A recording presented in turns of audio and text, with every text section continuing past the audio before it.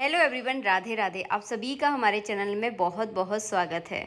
तो सावन का महीना चल रहा है, भगवान शिव का महीना चल रहा है। तो इस महीने में आप बहुत सारे खास उपाय कर सकते हैं जिससे आपके जीवन की बहुत सारी दिक्कतें ख़त्म हो जाएंगी। तो आज मैं मेन एक दिक्कत के बारे में बात करने वाली हूँ, घर में बरकत कैसे की जा सकती है और सावन के महीने में ऐसा क्या खास उपाय करें ताकि हमारी ज़िंदगी में जो पैसे की तंगी रहती है उससे संबंधित सारी समस्याएं ख़त्म हो जाएं और घर में पैसा ठहरना शुरू हो जाए। तो घर में आपकी निश्चित बरकत होने लगेगी। 5 उपाय इस वीडियो में आप लोगों के साथ मैं शेयर करूंगी। पांचों में से अगर आप कोई एक उपाय भी कर लेते हैं लगातार सवा महीने तक, तो यकीन मानिए 2 महीने का सावन है, आपको पूरे सावन में ही जो है ना आपको फ़ायदा होना शुरू हो जाएगा।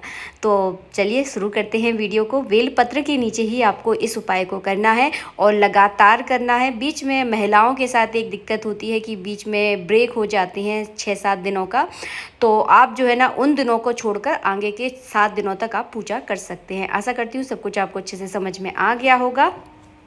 सबसे पहला उपाय है, बेलपत्र के नीचे शाम को प्रदोष काल के समय आपको रोज घी का एक दीपक लगाना है। तो ये उपाय है पहला उपाय। तो घी का दीपक की बातियाँ आप बना के रख लीजिए। शाम के समय प्रदोष काल में समय एकदम निश्चित होना चाहिए। अगर आप 6:30 बजे दीपक लगाते हैं तो आपको 6:30 बजे ही दीपक लगाना है, इस बात का ध्यान रखें। प्रदोष काल कब होता है ये भी मैं आपको थोड़ा सा बता दूं। सूर्य डूबने से 15 मिनट पहले से और 15 मिनट बाद तक जो है ना प्रदोष काल माना जाता है। तो इस समय जो है ना आप दीपक लगा सकते हैं। तो हम भी देखिए डेली जो है ना बेलपत्र के नीचे जाते हैं। और हाँ, दूसरा उपाय भी आप लोगों के साथ शेयर करूंगी, उससे पहले आपको दर्शन करा देती हूँ भगवान शिव के। हम सब के ऊपर शिव की कृपा जो है ना हमेशा बनी रहे। और डेली उसके भगवान पास शाम को ही जाओगे ना तो वो आपको निश्चित समय पर वो इंसान आपको मिलेगा। और जब आप अचानक कभी सुबह चले जाओगे तो वो इंसान आपको मिलेगा नहीं। तो इसके नीचे जो है ना आपको लगातार निश्चित समय को लेकर सवा महीने तक आप 108 परिक्रमा कीजिए। आपके घर का कैसा भी पितृ दोष है और खासकर अगर तंगी रहती है, गरीबी बहुत ज़्यादा है, बहुत ज़्यादा परेशान हो चुके हैं, गरीबी पीछा छोड़ती ही नहीं है, घर में पैसा बिल्कुल ठहरता ही नहीं है, तो ये दूसरा उपाय है। डेली बेलपत्र के वृक्ष के नीचे जाकर आप 108 परिक्रमा कीजिए। अब 108 परिक्रमा थोड़ी सी मुश्किल हो जाती है, टाइम लगता है इस चीज़ में, लेकिन ये जो उपाय है बहुत कारगर उपाय है। आप जो है ना डेली जाइए बेलपत्र के नीचे और 108 परिक्रमा कीजिए। 108 परिक्रमा करने से बहुत फ़ायदे होते हैं। पहली बात, आपके घर का पितृदोष खत्म हो जाता है। दूसरी बात, भगवान शिव आपसे प्रसन्न होते हैं और आपके घर में लक्ष्मी ठहरना शुरू हो जाती हैं। तीसरा उपाय है, आप बेलपत्र के वृक्ष के नीचे बैठिए और उन नमः शिवाय का मन में जाप करते हुए, तो वैसे तो रुद्राक्ष की माला से जाप किया जाता है जिसे माला जपना बोला जाता है। तो इस वृक्ष के नीचे आप बैठिए और डेली की 11 माला कीजिए। तो 11 माला में बहुत ज़्यादा टाइम नहीं लगता, बोलने में ऐसा लग रहा होगा और 11 माला तो कितनी देर में होगी, बहुत जल्दी हो जाती है।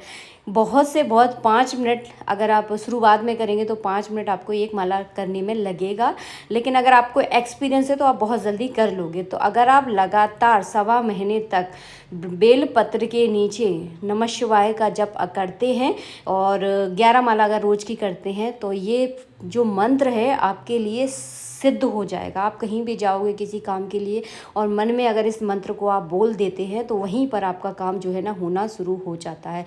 बेहतरीन उपाय बता रही हूँ और बिल्कुल सस्ते उपाय बता रही हूँ, कहीं से आपका 1 रुपया भी खर्च नहीं होगा और ये उपाय जो है ना आपके लाइफ टाइम काम देने वाले हैं। तो इन तीसरा उपाय मैंने आपको बता दिया है। बेलपत्र के नीचे बैठकर आपको डेली नमः शिवाय का जप करना है रुद्राक्ष की माला से। एक माला में आपके 108 मंत्र होते हैं, 108 मन का होते हैं, तो 108 बार आप उस मंत्र को बोलेंगे, ठीक है। तो और हाँ, समय भी आपको थोड़ा सा निश्चित करके रखना है। पिछले वीडियो में मैंने आपको बताया है हर चीज़ का एक निश्चित समय कीजिए। ऐसा नहीं है कि कभी सुबह आ गए, कभी दोपहर में आ गए, कभी शाम को आ गए। तो कोशिश कीजिए कि एक निश्चित टाइम आप फिक्स करके रखें कि इस टाइम हमें ये ही करना है।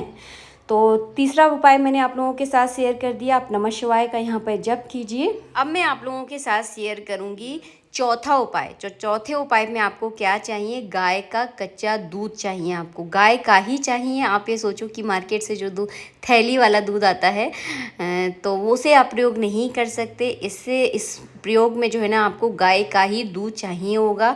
तो डेली आपको गाय का दूध लाना है। एक गिलसिया, छोटी वाला जो गिलसिया होती है ना, वो पर्याप्त है, इतना बहुत ज़्यादा नहीं चाहिए होगा।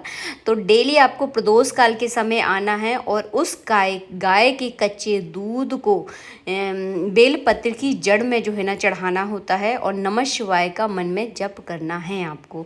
अगर आप इस उपाय को 1.25 महीने तक करते हैं तो आपके घर में कभी भी लक्ष्मी की कोई कमी नहीं रहेगी। जब तक आप इस दुनिया में रहोगे तब तक आपके घर में कभी भी लक्ष्मी की कोई कमी नहीं रहेगी, क्योंकि आपने इस उपाय को किया है।